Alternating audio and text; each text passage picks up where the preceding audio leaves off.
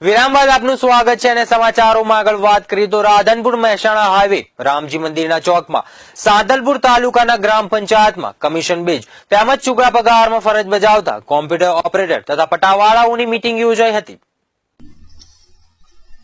Radhanpur Mehsana highway Ramji મંદિરના ચોકમાં રાધનપુર તેમજ સાંદલપુર તાલુકાની ગ્રામ પંચાયતોમાં નોકરી કરતા કોમ્પ્યુટર કલાક તેમજ પટાવાળાની મીટિંગ યોજાઈ, જેમાં ગુજરાત રાજ્ય ગ્રામ પંચાયતના કોમ્પ્યુટર ઓપરેટર મંડળના પ્રમુખ ઠાકુર કરસનજી તેમજ ગુજરાત રાજ્ય પંચાયતના પટાવાળા એસોસિએશનના પ્રમુખ રાઠોડ મનુસિંહ તેમજ જિલ્લા અને તાલુકામાંથી આવેલા હોદ્દેદારો અને કર્મચારીઓ મોટા પ્રમાણમાં જોડાયા હતા।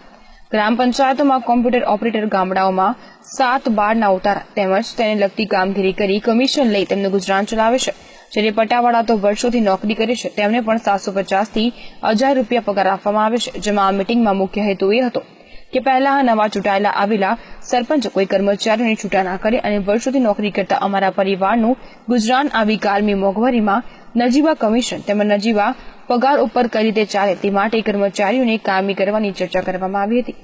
અમે એટલા માટે મીટિંગ કરેલી છે કે ગ્રામ પંચાયતમાં ફરજ બજાવતા ક્લાર્ક, પટાવાળા અને કોમ્પ્યુટર ઓપરેટરો એમને કોઈ પગાર જે લઘુત્તમ વેતન કરતો હોય ઘણો બધો ઓછો કે જેને 100 કે 200 ને 500 એવા બહુ જ ઓછા પગાર છે। એના માટે અમે એવું કહેવા માંગીએ છીએ કે સરકાર એવું કહેતી હોય કે શિક્ષિત બેરોજગારોને રોજગારી આપે છે તો વીસી ગ્રેજ્યુએટ અને કોમ્પ્યુટર ઓપરેટરો એ બધા છે અને બીજા નંબરે કારકુનોએ 10 ધોરણથી વધારે ભણેલા છે અને સીધા ઘણા ટાઈમથી આ પંચાયતના પટાવાળા કારકુનો મહેનત કરે છે અને 8-8 કલાક મહેનત કરે છે તો એમને લઘુત્તમ વેતન નહીં પણ માસિક 500 રૂપિયા પગાર એમને મળે છે। એ ખરેખર બહુ પેલી છે। એટલે આ બાબતે જો આનો ન્યાય એમને નહીં મળે તો ભૂતકાળમાં 1-2 મહિના પછી અમે અહિંસક આંદોલન કરવાના છે। આ કર્મચારીઓએ મુખ્યમંત્રી વિજય રૂપાણી પાસે પણ મળવા માટે સમય માંગ્યો છે।